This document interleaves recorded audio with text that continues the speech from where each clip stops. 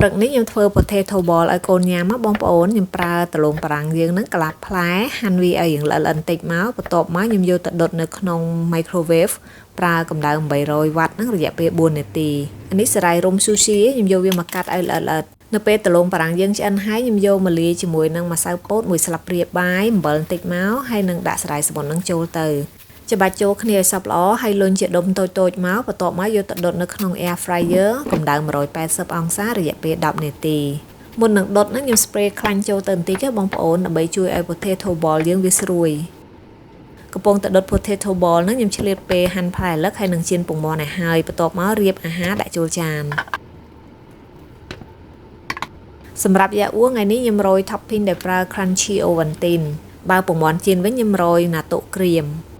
រៀបចំអាហារដាក់ចានឲ្យ potato ball ខ្ញុំឆ្អិនល្មមនិយាយពីថាក្លិនជះមកឡងឈ្ងុយហ្មងណា Good morning អាហារពេលព្រឹករបស់អាហ្វាថ្ងៃនេះមានដូចជាផ្លែអាឡឹក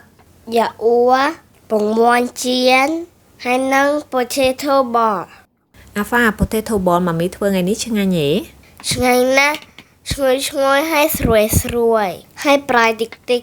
ញ៉ាំជាមួយ tomato sauce ឆ្ងាញ់មែនទែនចុះតែពូមីងទាំងអស់គ្នាព្រឹកនេះបានអីញ៉ាំដែរចុះខមមិនប្រាប់អាហ្វាផងណាបាទ